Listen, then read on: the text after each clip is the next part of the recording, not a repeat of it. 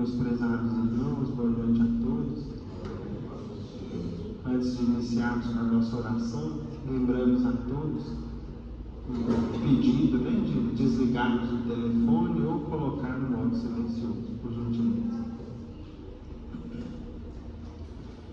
Querido Mestre Jesus, queridos amigos, benfeitores espirituais da Casa de Paulo de Tarso, que tanto tem nos ajudado e nos orientado ao longo do tempo, nesse instante nós elevamos os nossos pensamentos em prece, agradecendo a bondade e a misericórdia divina, mais uma oportunidade que nos é dada de estudarmos, de aprendermos o Evangelho de nosso Senhor Jesus, com toda a clareza, com toda a riqueza de detalhes, de maneira simples e objetiva, conforme a doutrina espírita, o Consolador prometido, tem feito em nosso benefício.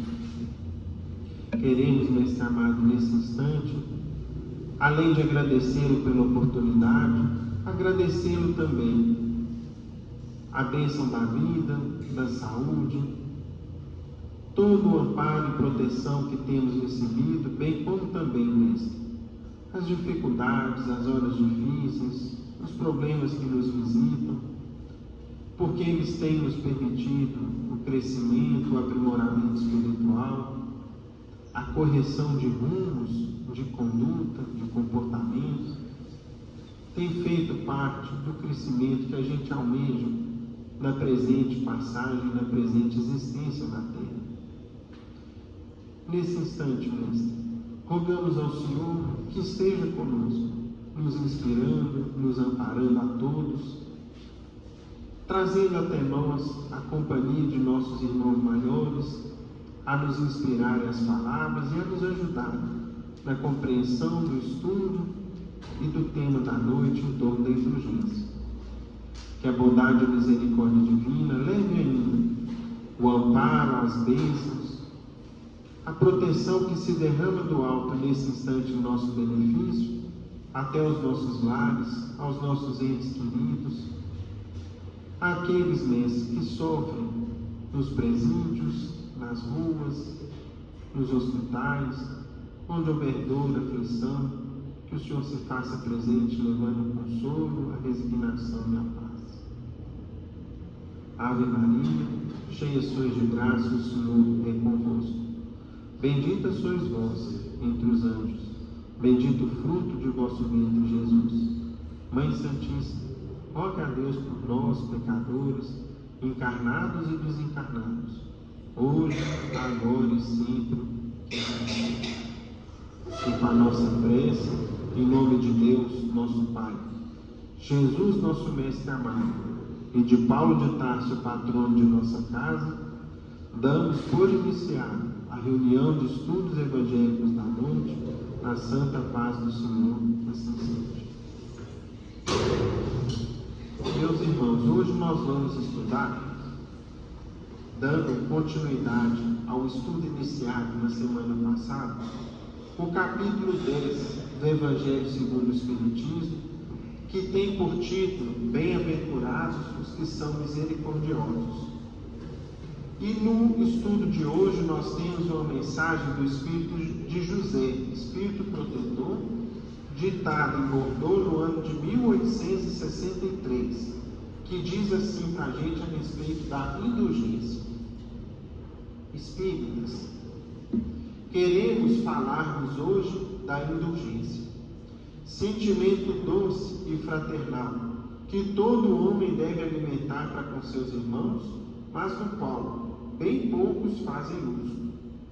A indulgência não vê os defeitos de outro, ou, se os vê, evita falar deles, divulgá-los. Ao contrário, oculta-os, a fim de que não se tornem conhecidos senão dela unicamente. E, se a malevolência os descobre, tem sempre pronto uma escusa para eles, escusa plausível, séria, não das que, com aparência de atenuar a falta, mas a evidenciam com pérfida intenção. A indulgência jamais se ocupa com os maus atos de outro, a menos que seja para prestar um serviço. Mas, mesmo nesse caso, tenha cuidado de os atenuar tanto quanto possível. Não faz observações chocantes, não tem nos lábios censuras, apenas conselhos e, as mais das vezes, velados. Quando criticais, que consequência se há de tirar das vossas palavras? Há de que não tereis feito o que reprovais, visto que estáis a censurar, que valeis mais do que o culpado. Ó homens, quando será que julgareis os vossos próprios corações, os vossos próprios pensamentos, os vossos próprios atos, sem vos ocupardes com o que fazem vossos irmãos? Quando só tereis olhares severos sobre vós mesmos? Sede, pois, severos para convosco, indulgentes para com os outros. Lembrai-vos daquele que julga em última instância, que vê os pensamentos íntimos de cada coração e que, por conseguinte, desculpa muitas vezes as faltas que censurais, ou condena o que relevais, porque conhece o modo de todos os atos. Lembrai-vos de que vós, que clamais em altas vozes, anátema, ou seja, excomunhão, tereis quizá cometido faltas mais graves. Sede indulgentes, meus amigos, porquanto a indulgência atrai, acalma, ergue, ao passo que o rigor desanima, afasta e irrita. José, Espírito Protetor, Bordeaux, 1863. Conjugado, meus irmãos, com o tema de hoje do Evangelho, nós temos a pergunta de número 340 do livro Consolador, no qual foi perguntado assim para Emmanuel: perdão e esquecimento devem significar a mesma coisa? Resposta: para a convenção do mundo, o perdão significa renunciar à vingança, sem que o ofendido precise olvidar, esquecer plenamente a falta do seu irmão. Entretanto, para o espírito evangelizado, perdão e esquecimento devem caminhar juntos, embora prevaleça para todos os instantes da existência a necessidade de oração e vigilância. Aliás, a própria lei da reencarnação nos ensina que só o esquecimento do passado pode preparar a alvorada da redenção. Passamos a palavra ao nosso estimado amigo João Flávio, para ele dar início aos comentários da noite.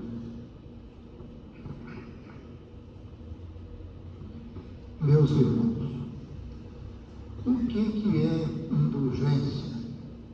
Tema da noite. Indulgência significa perdão, clemência, misericórdia, tolerância, benevolência. É uma das virtudes que caracterizam o verdadeiro cristão e que se expressa pela postura complacente, compreensiva, que se adota perante as faltas e imperfeições do nosso próximo. Ser indulgente é saber relevar, perdoar, esquecer diante de tudo que possa ser reprovável no comportamento dos semelhantes para conosco. Que benefícios proporcionamos ao próximo sendo indulgentes? A indulgência que demonstramos em nosso comportamento pode sensibilizar o coração das pessoas, concitando-as a se melhorar e a proceder também com indulgência. E isso propicia a que se regenerem de suas possíveis faltas. Nós vamos ler aqui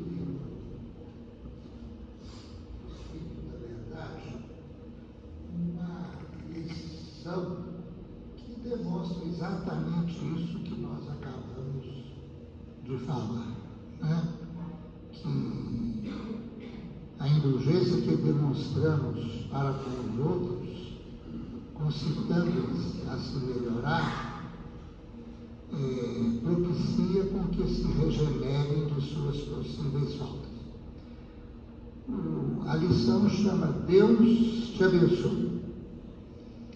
Logo após fundar o lar Anália Franco, na cidade de São Manuel, no estado de São Paulo, via-se Dona Rocha em sérias dificuldades para manter o lar de crianças, né? Tentando angariar fundos de socorro, a abnegada senhora conduzia crianças aqui e ali em singelas atividades artísticas, acordava almas, comovia corações, isto sustentava o laborioso período inicial da obra. Então, com essas apresentações aí das crianças, ela arrumava renda para construir lá o lar das crianças. Desembarcando certa noite em pequena cidade, foi alvo de injusta manifestação anti-espírita, apuntos, ou seja, vaias, gritaria, condenações. Há um certo tempo atrás, a doutrina espírita ainda era vista com maus olhos. Grande parte da população nem conhecia a doutrina espírita. Então, julgavam aquilo de uma maneira incorreta, falavam que era coisa do diabo, né? Então, essa Dona Célia Rocha foi vítima disso. Apuntos, gritarias, condenações. Dona Clélia, com o auxílio de pessoas bondosas, protege as crianças e, em meio à confusão, vê que um moço robusto se aproxima e, marcando-lhe a cabeça, atira-lhe uma pedra. O golpe é violento, o sangue escorre, mas a operosa servidora do bem procede como quem desconhece o agressor. Medica-se depois. Há espíritas devotados que surgem. Dona Clélia demora-se por mais de uma semana orando e servindo. Então ela ficou lá na cidade, naquelas atividades, por mais uma semana. Acabava de atender a um doente em casa particular, quando entra senhora aflitíssima. É mãe, tem o espírito acamado com meningite e pede-lhe auxílio espiritual. Meningite não é uma doença simples, por exemplo, meningite mata, né? Então aquela mãe com o filho acometido de meningite pede a ela socorro.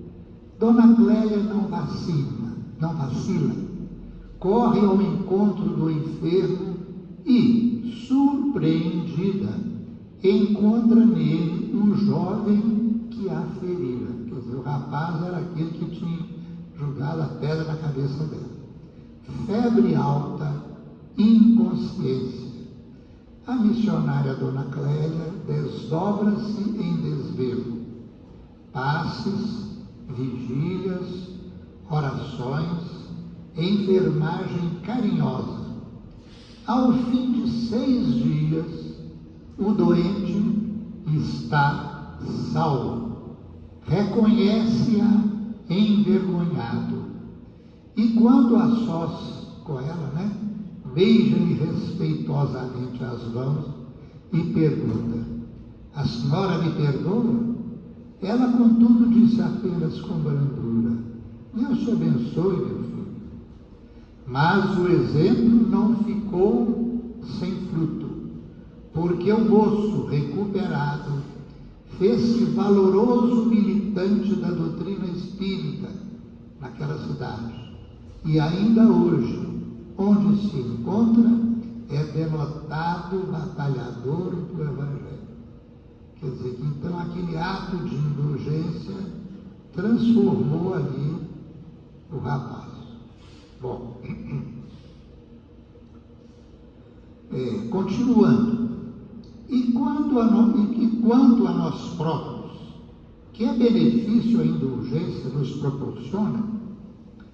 A conquista do coração do próximo, de sua amizade, além do bem-estar que experimentamos, decorrente da certeza de que procuramos cumprir o mandamento divino contido no amai-vos um aos outros. Quer dizer que então nós conquistamos o coração do próximo, conquistamos a amizade, né, com a prática da indulgência. A pessoa indulgente torna-se simpática, angariando o reconhecimento daqueles que a cercam, e isso é motivo para ela. Sendo indulgentes, não estamos acobertando o erro que deve ser corrigido? É evidente que o erro deve ser corrigido. Entretanto, a justiça divina age com misericórdia, permitindo que o pecador se regenere por si mesmo. A nossa indulgência para com ele o auxiliará a despertar para essa realidade. Bom, então, a indulgência, ela não acoberta o erro, né?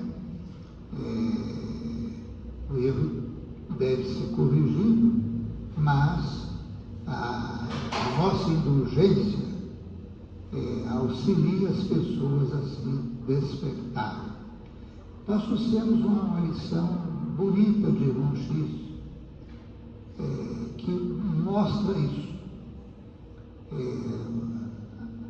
A lição chama-se Jesus e Simão, e está no livro Estante da Vida.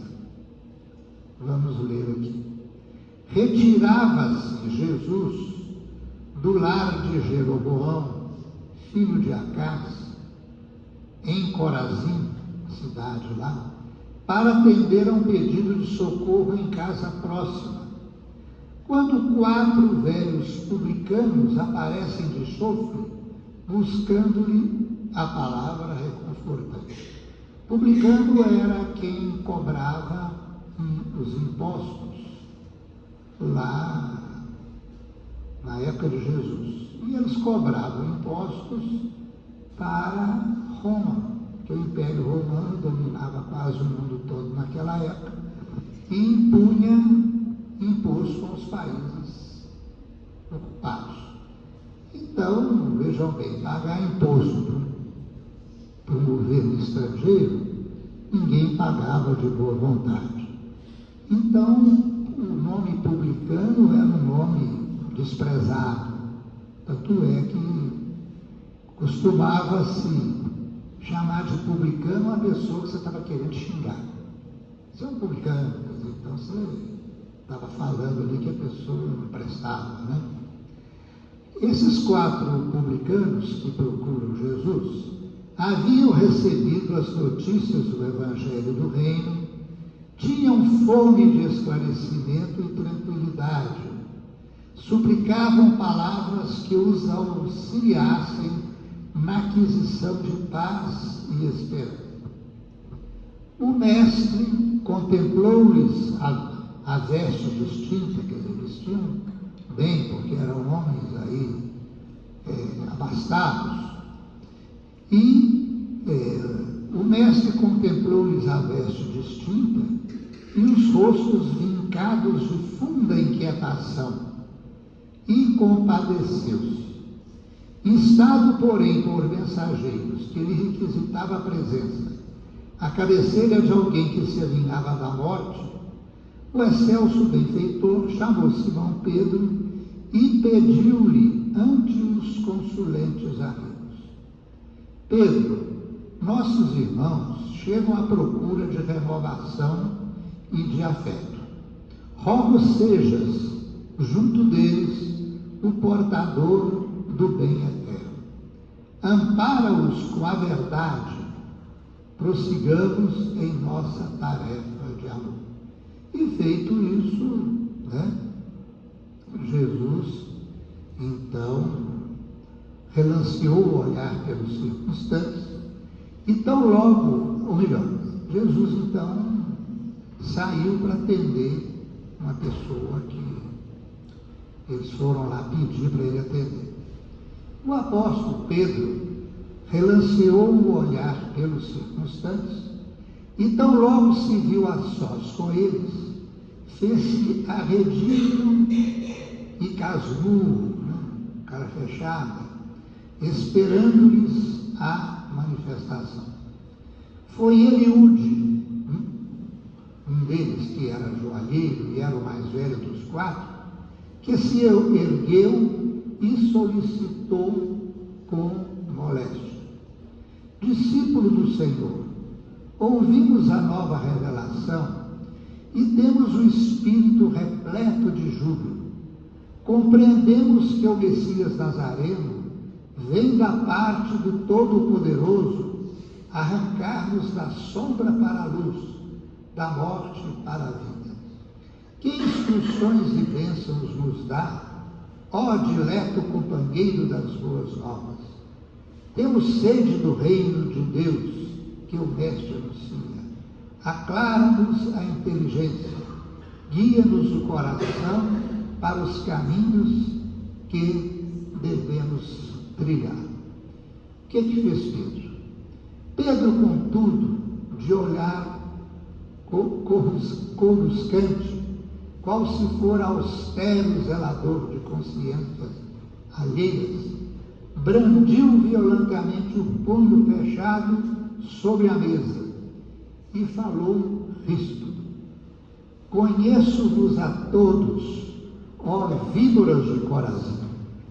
E apontando o dedo em ríspido para Eliúde, aquele mesmo que tomara a iniciativa do entendimento, acusou-o severamente: que pretendes aqui, ladrão das viúvas e dos órfãos?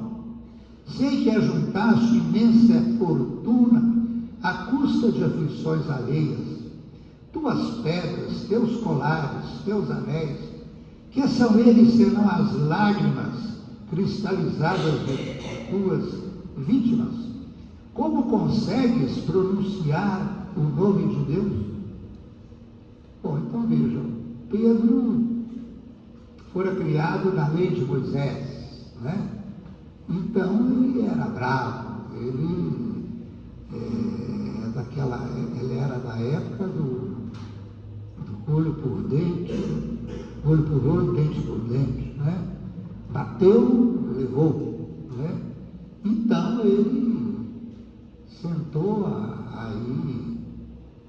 o punhal da sua língua sobre esse primeiro aqui, que era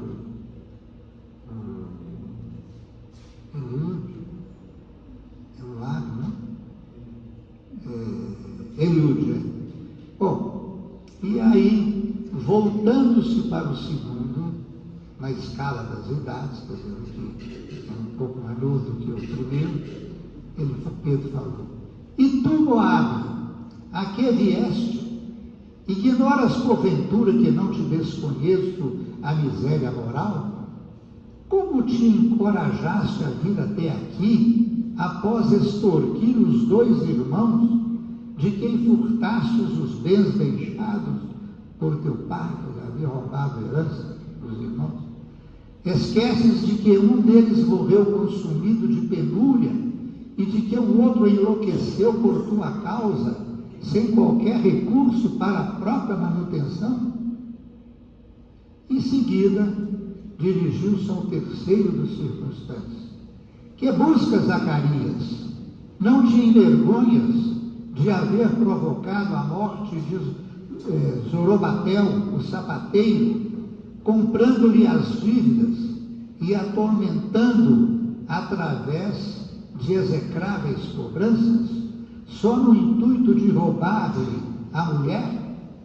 Já tens o fruto de tua casa, aniquilaste um homem e tomaste-lhe a viúva. Que mais queres, infeliz? E virando-se para o último, gritou: que te posso dizer, Ananias? Há muitos anos sei que fazes o comércio da fome, exigindo que a hortaliça e o leite subam constantemente de preço em louvor de tua cupidez, ou seja, de tua ganância. Jamais te incomodaste com as desventuradas crianças de teu bairro, que falecem na indigência à espera de tua caridade, que nunca apareceu? Simão alçou os braços para o teto, como quem se propunha irradiar a própria indignação, e gritou: sussa de ladrões, bando de malfeitores, o reino de Deus não é para vós.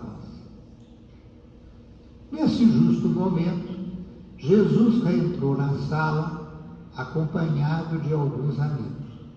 E, entendendo o que se passava, contemplou enternecidamente os 4 publicanos arrasados de lágrimas, ao mesmo tempo que se abeirou do pescador amigo, indagando. O pescador era o Pedro, né? Pedro, o que fizeste? Simão, desapontado à frente daqueles olhos, cuja linguagem imunda tão bem conhecia, tentou justificar-se. Senhor, tu disseste que eu deveria parar esses homens com a verdade. Sim, eu falei amparar. Nunca te recomendaria aniquilar alguém com ela. Assim dizendo, Jesus aceitou o convite que Jeroboão lhe fazia para sentar-se à mesa. E, sorrindo, insistiu com Eliúde, Moabe, Zacarias, Ananias, para que lhe partilhassem a ceia.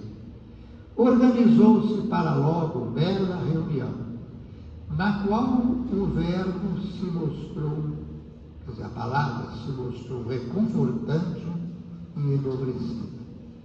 Conversando, o mestre exaltou a divina providência, de tal modo, e se referiu ao reino de Deus com tanta beleza, que todos os comensais guardavam a impressão de viver no futuro em prodigiosa comunhão de interesses e ideais.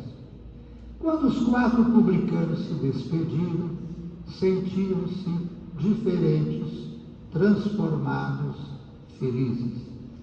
Jesus e Simão retiraram-se igualmente. E quando se achavam sozinhos, voltando para casa, né? Passo a passo, ante as estrelas da noite calma, o rude pescador censurou o comportamento do divino amigo de Jesus, formulando perguntas através de longas alegações. Se era necessário demonstrar tanto carinho para com os maus, como estender auxílio aos bons? Se os homens errados mereciam tanto amor que lhes competia fazer a benefício dos homens retos, dos homens bons, o Cristo escutou as objurgações, as censuras em silêncio, e quando o aprendiz calou as derradeiras reclamações, respondeu numa frase breve: Pedro, eu não vi a terra para curar os sãos. Quer dizer, então Jesus deu a eles a bênção do estímulo, né?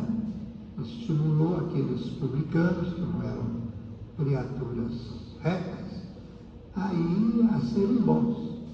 Então usou ele, como médico das almas, ele deu ali um remédio. Então por isso que ele falou que ele não veio à terra para curar os sãos.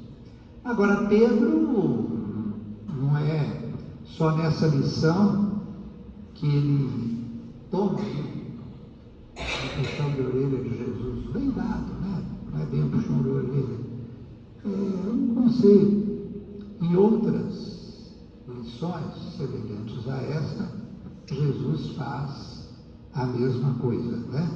Pedro era bravo, então não foi com uma lição só que ele aprendeu, ele precisou de ser admoestado mais vezes. Bom, continuando aqui. É difícil ser indulgente? Sim. Em face do estágio evolutivo em que nós nos encontramos, ainda é mais fácil criticar e julgar os atos do próximo do que perdoar algum comportamento seu.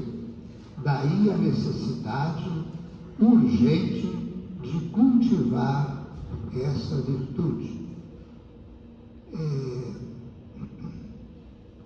Por que devemos ser indulgentes para conosco? Por que não devemos ser indulgentes para conosco próprios? Porque os nossos defeitos requerem atenção persistente e rigorosa.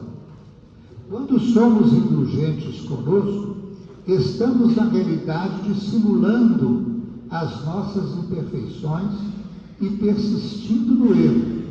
Busquemos então perquirir a própria consciência a fim de avaliar o que há de ruim em nós que precisa ser corrigido.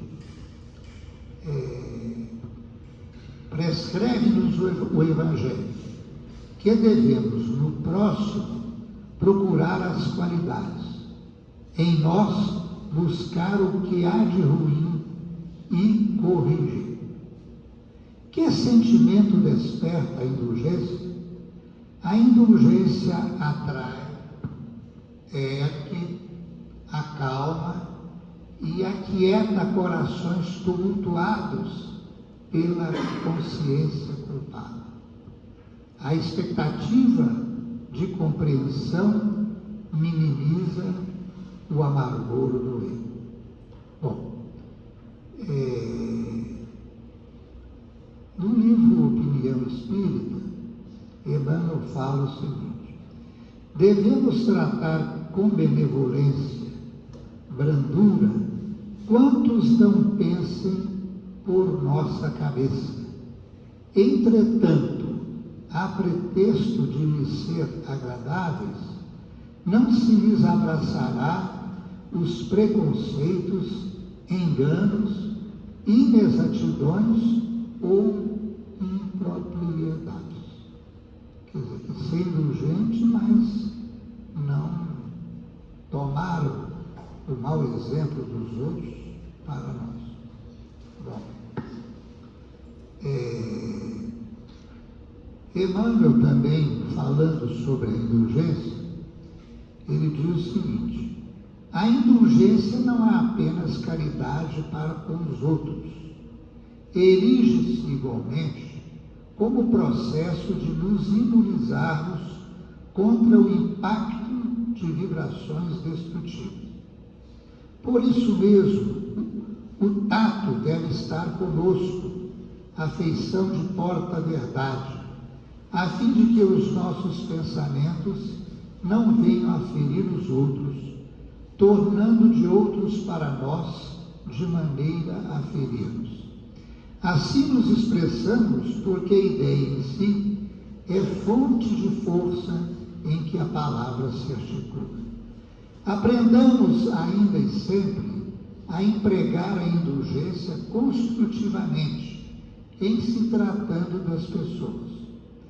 Quando esse companheiro ou aquela companheira se mostrarem autoritários de modo excessivo, mentalizemo-los por irmãos responsáveis e confiantes, surgindo os que se nos afigurem vagarosos na execução das tarefas que lhes caiba, imaginemo-los por meticulosos e tímidos, nunca por preguiçosos ou leves.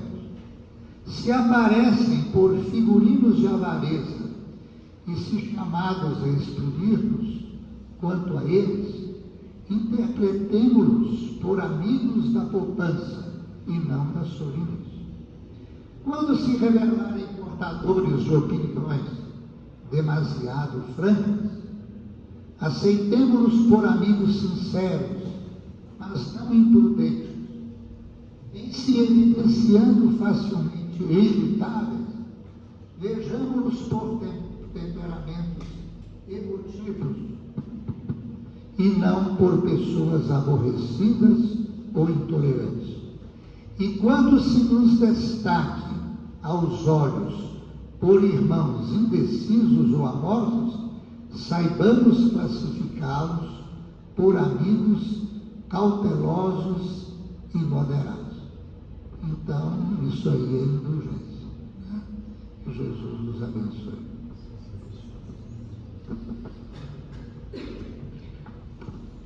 Meus irmãos, dando sequência ao nosso estudo, dentro desse tema da indulgência, eu me lembrei aqui de que na minha mesa, onde eu trabalho todo dia, eu tenho lá um pequeno enfeite com uma imagem do Chico e uma frase dita pelo Chico que ilustra perfeitamente o princípio da indulgência. Eu não me lembro agora quem me presenteou, mas certamente é um lembrete constante para aprender essa lição, né? Está ali, sempre ali de frente para mim. E essa frase do Chico diz o seguinte: aos outros dou o direito de ser como são, a mim dou o dever de ser cada dia melhor.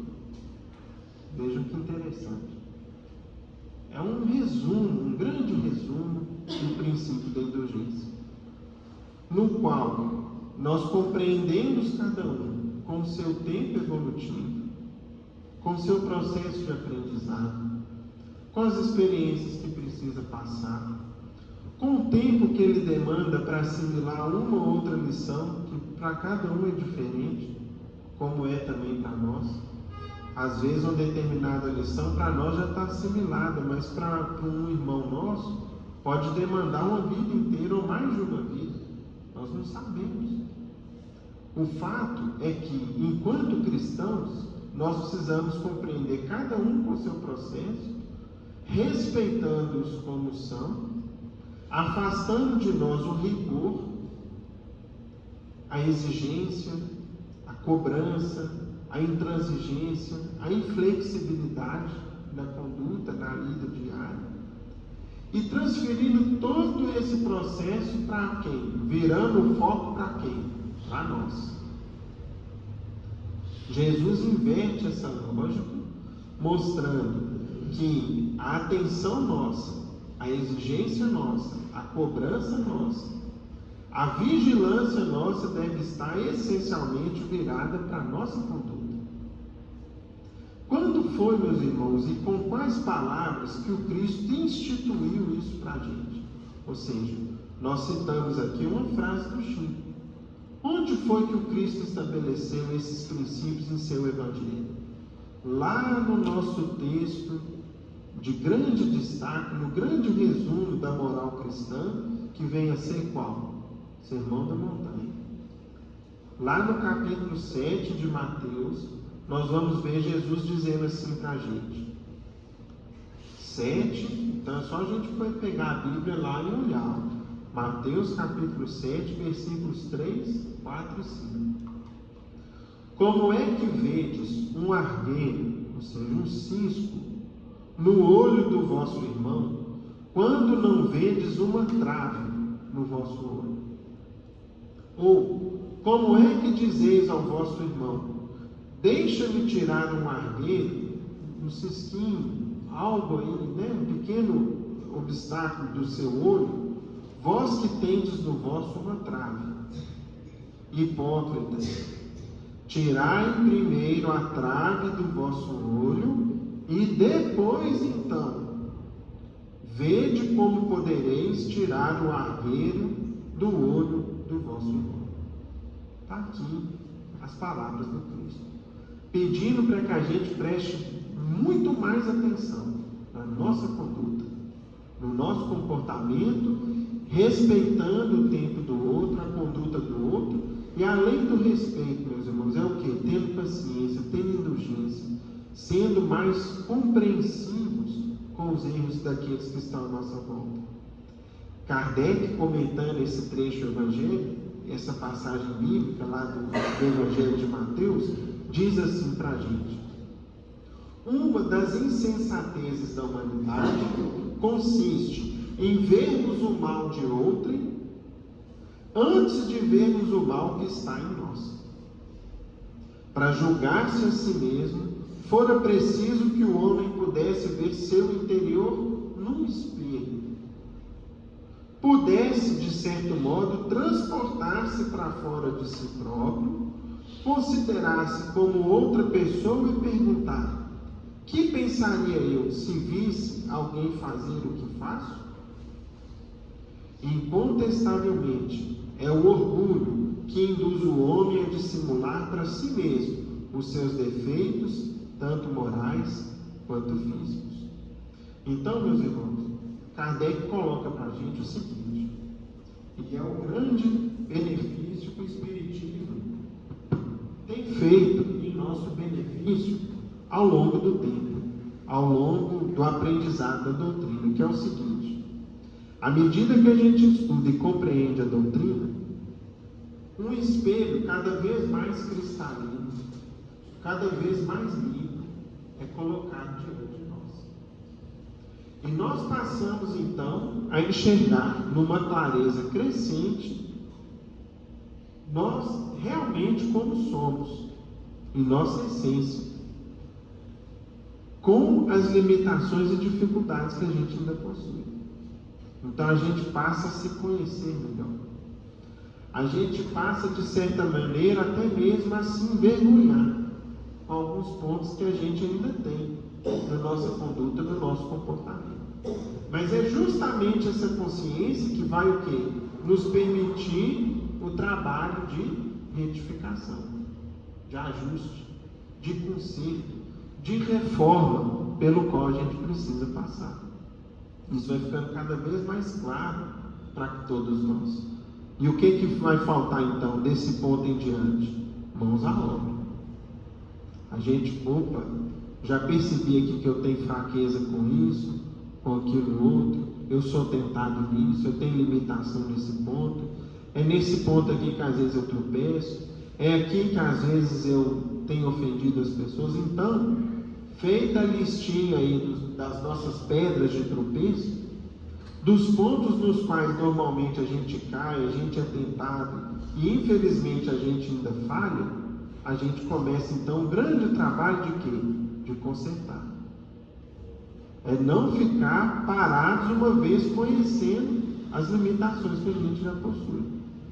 O que faz com que a gente seja às vezes mais rigoroso com os outros e mais indulgente conosco? É o maior defeito que todos nós possuímos em maior ou menor grau, chamado, meus irmãos, orgulho. É o orgulho. É o que Kardec coloca aqui, ó. É o orgulho que induz o homem a dissimular, ou seja, a esconder para si mesmo os seus defeitos, tanto morais quanto físicos. Ou seja, a pessoa às vezes se defronta com suas imperfeições, o espelho está ali mostrando, mas ela pega e vira e faz o quê? Não, mas todo mundo faz isso. Mas olha lá o que fizeram comigo. Ou seja, eu sempre tiro o foco de mim, sempre tiro o foco da minha conduta e transfiro para a análise da conduta alheia. O Evangelho pede a gente o contrário. Presta menos atenção nos outros e mais foco em você, no que você precisa consertar e modificar do seu comportamento. Conforme nós vimos, meus irmãos, tem uma figura no Evangelho contemporânea de Jesus que sempre teve um papel central de destaque na implementação do Evangelho no mundo, que foi a figura de Pedro. Não sei se os irmãos sabem, mas, por exemplo, para a Igreja Católica, Pedro é considerado o primeiro Papa, porque Jesus teria deixado as chaves da igreja com ele. É um simbolismo, né, que a Igreja Católica se apropriou para considerá-lo como o primeiro papa, como o primeiro representante de Deus e do Cristo na terra, na ausência do próprio Deus. Para nós espíritas, a figura de Pedro tem também grande importância, mas de uma maneira diferente, meus irmãos. Em que sentido? A literatura espírita tem mostrado para nós ao longo do tempo que todos os apóstolos, todos os primeiros cristãos, tiveram um mérito indiscutível em nos negar o Evangelho, em fazer com que as lições de Jesus não morressem, chegassem até nós. Agora, por outro lado, a doutrina espírita é tão maravilhosa porque ela tem mostrado também para a gente que todas essas figuras, esses pioneiros do cristianismo no mundo, e que assumiram em alguns pontos de suas vidas, ou em suas vidas dali por diante, uma verdadeira postura de heróis, por aquilo que enfrentaram, pela postura que tiveram. O que a doutrina tem mostrado para a gente? Que eles não eram espíritos perfeitos ao tempo do Cristo. Eram almas já com grandes valores, com um potencial enorme guardadas dentro de si, e seguramente não foi à toa que Jesus as escolheu. Mas também, cada um dos apóstolos, cada um dos primeiros cristãos, ilustrava, meus irmãos, os defeitos, as dificuldades que a humanidade trazia em si à época e traz até hoje. O que Pedro ilustrava para nós como uma lição viva que a gente deve se aproveitar? Justamente a dificuldade em ser indulgente. Pedro, conforme o tio João disse há pouco, era um representante, como se fosse um patriarca judeu, um pai de família, que sempre procurou ali cumprir suas obrigações, exercer o papel de provedor, de educação da família, dos filhos, procurava ser sempre uma pessoa correta. Só que isso por si só não nos dá o direito de sermos rigorosos com os outros. Quando a gente cumpre as nossas obrigações, o que nós temos que ter é a consciência em paz. Mas isso não nos dá o direito de espezinhar os defeitos alheios, sermos inflexíveis, intransigentes com as dificuldades daqueles que estão à nossa volta. Essa, meus irmãos, foi uma grande lição que Pedro precisou aprender. E foi mais de uma ocasião.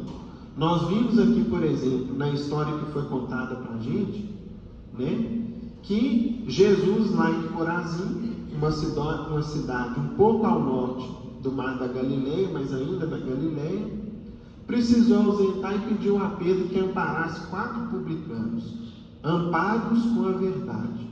O que Pedro entendeu? Dentro, né, da lente do rigorismo que ele ainda tinha e da falta de indulgência.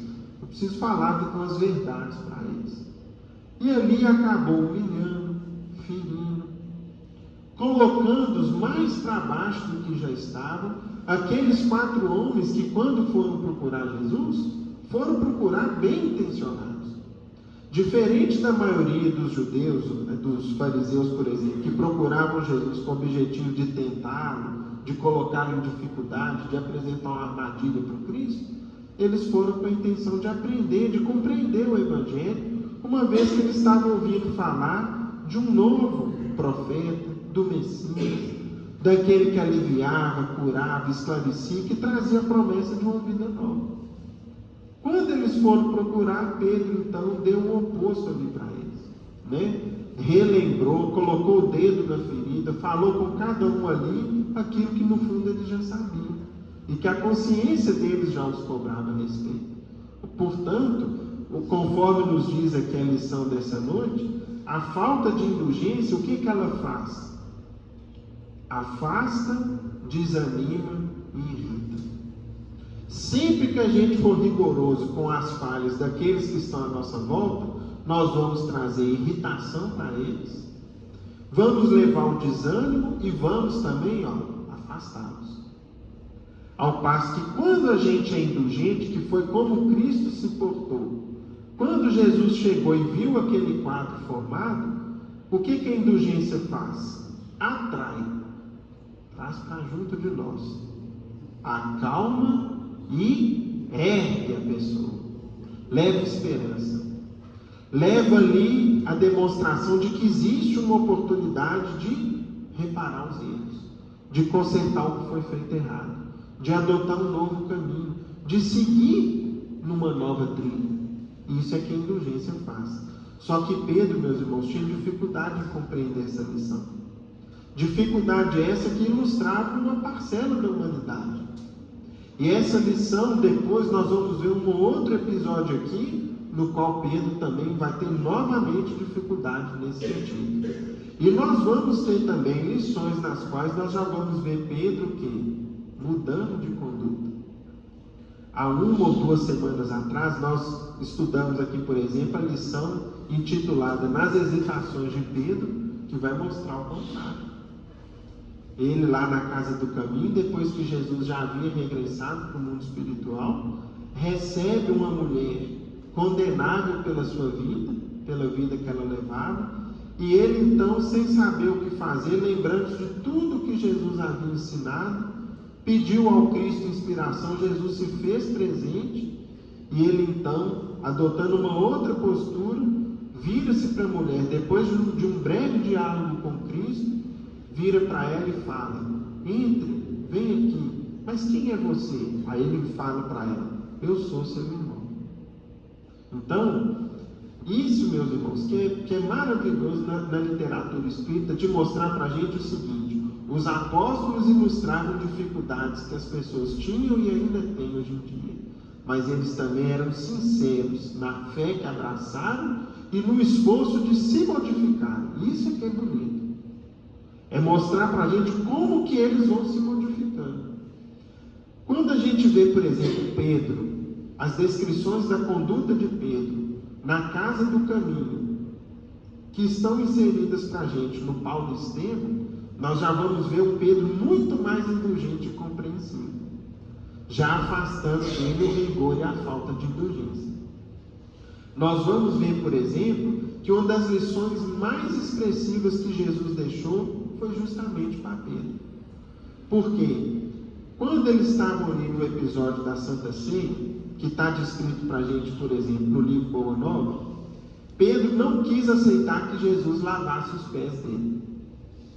Aí Jesus falou: Pedro, não queira ser melhor que os outros. Eu estou fazendo isso de coração. Em outras palavras, está muito mais bonito lá que o irmão X escreve. Mas Jesus fala para Pedro: não queira ser melhor que os outros. Todos nós precisamos ainda nos aprimorar. Nenhum de nós ainda está com o processo evolutivo concluído. Tem muita coisa que você ainda precisa progredir. Aí Pedro fala para ele: mestre, mas você duvida do carinho, do afeto, da fidelidade que eu tenho por você? Aí Jesus fala para ele: Pedro, o homem no mundo erra muito mais por fraqueza do que por ignorância, do que por maldade, perdão.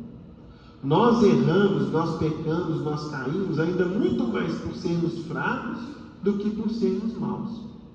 E aí Jesus vira para ele e fala: ainda hoje você vai me negar por 3 vezes. Aí foi o episódio antes do galo cantar, e foi o episódio no qual Jesus preso começou então aquele processo de perseguição, e perguntaram: ah lá, aquele ali é seguidor do Cristo.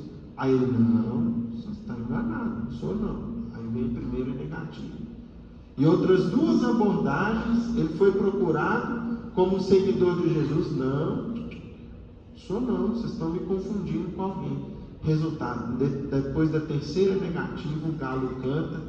Quando ele olha na direção da cela de Jesus, onde Jesus estava preso, lá de dentro Jesus estava olhando para ele. E aquilo ali foi que nem cravar uma lança no peito de Pedro, porque era um amigo querido dele, e que ele não foi forte o suficiente, ele foi fraco para demonstrar fidelidade, para demonstrar a fé que ele começava a cultivar no coração. Mas foi a lição inesquecível, para mostrar o seguinte: da mesma forma que eu erro, quem está à minha volta erra também. Eu não devo ser rigoroso com as pessoas, porque da mesma forma que eu gosto que as pessoas me compreendam quando eu erro, por fraqueza, por ignorância, por invigilância ou por vários outros motivos, e eu então espero que as pessoas me compreendam, eu também tenho que compreender os outros. Essa é a grande lição da indulgência. Para ilustrar, meus irmãos, e a gente caminhar aqui para a nossa conclusão, nós vamos ver aqui um outro episódio no qual também Pedro demonstrou as dificuldades que ele tinha de compreender e de viver a indulgência. Vamos lá. A lição é intitulada A Petição de Jesus. É de irmão X, está no livro Cartas e Crônicas, no capítulo 3. E irmão X conta assim para a gente.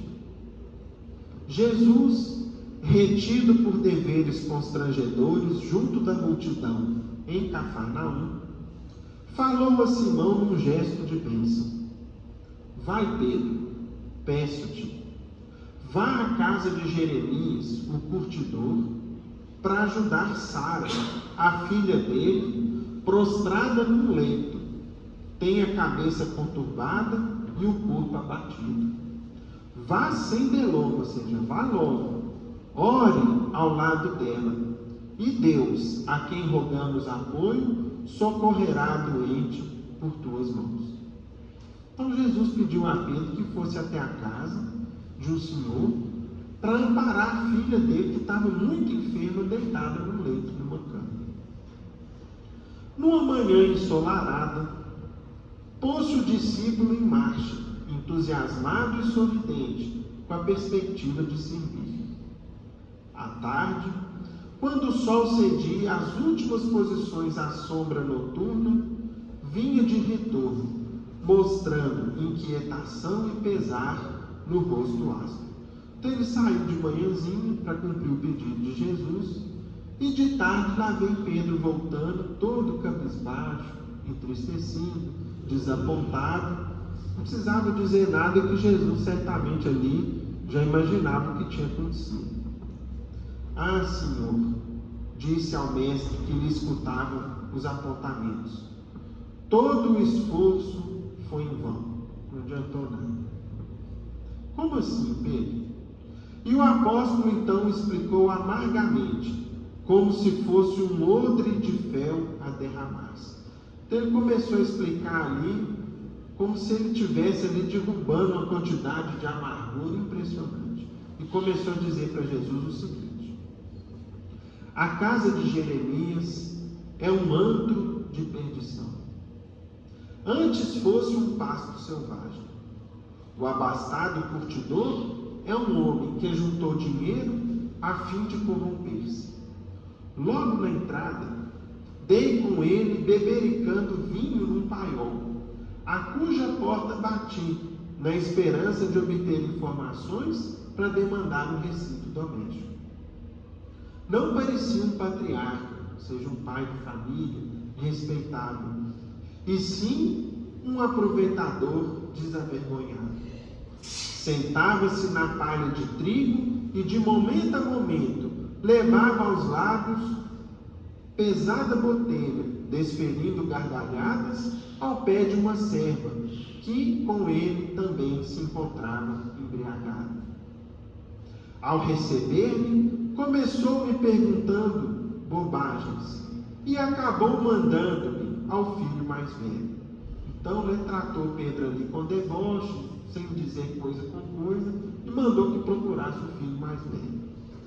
Saí à procura de Zoar, o filho mais idoso, e achei-o enfurecido no jogo de dados em que perdia largas somas para conhecido traficante de Jope. Então procurou o filho mais velho, e estava lá jogando a valer e perdendo um dinheiro enorme. Acolheu-me aos berros, explicando que a sorte da irmã não lhe despertava o menor interesse. Ah, minha irmã está doente, não estou nem aí para ela. Como se ele dissesse assim, né? Por fim, expulsou-me aos coices, dando a ideia de uma besta fera solta no campo. Afastei-me apressado, quando esbarrei com a dona da casa. Dei-lhe a razão de minha presença, ou seja, eu vim aqui para amparar, para ajudar sua filha. Contudo, antes de me atender, passou a bater em esquelética menina, alegando que aquela criancinha lhe havia surrupiado o figo, enquanto a menina, chorando, tentava esclarecer que a fruta havia sido comida pelas galinhas no terreiro. Somente após ensanguentar a vítima, resolveu aquela senhora designar o aposento em que poderia avistar com a filha enferma. Ante o olhar melancólico de Jesus que ouvia, o discípulo continuou: a dificuldade, porém, mestre, não ficou só nisso. Visivelmente transtornada por bagatela, a velha sovina entrou na indicação, pois entrei num quarto estreito, onde fui defrontado por Josué, o filho mais moço do curtidor, que mergulhava a mão num cofre de joias. Desagradavelmente surpreendido, fez-se amarelo de raiva, acreditando que eu não passava de alguém a serviço da família, a fim de espionar meus movimentos. Quando ergueu o braço para esmurrar-me, supliquei que considerasse a minha situação de visitante em missão de paz e socorro fraterno. Embora contrafeito, levou-me ao quarto da irmã. Ah, mestre, que desilusão! Não duvido de que se trata de uma doente, mas logo que me viu, a estranha criatura se tornou inconveniente, articulando gestos indecorosos e pronunciando frases indignas. Não aguentei mais. Fugi, horrorizado, e voltei pelo mesmo caminho. Observando que Jesus se resguardava triste e silencioso, e Jesus até então não tinha falado nada. Voltou então Simão após longo intervalo. Senhor, não fui acaso bastante claro? Não expliquei tudo aí para o senhor com o quadro que eu me reparei lá na casa dele, de Jeremias, o curtidor? Porventura não terei procurado cumprir-te honestamente os desejos? Seria justo, mestre, pronunciar o nome de Deus ali entre vícios e deboche, avareza e obscenidade? Jesus, porém, depois de observar longamente o céu, a inflamar-se de luzes distantes, fixou no companheiro um olhar profundamente lúcido e exclamou com serenidade. Então Jesus olhou bem nos olhos de Pedro com muita calma e disse o seguinte: Pedro, eu conheço Jeremias, a esposa e os filhos há muito tempo.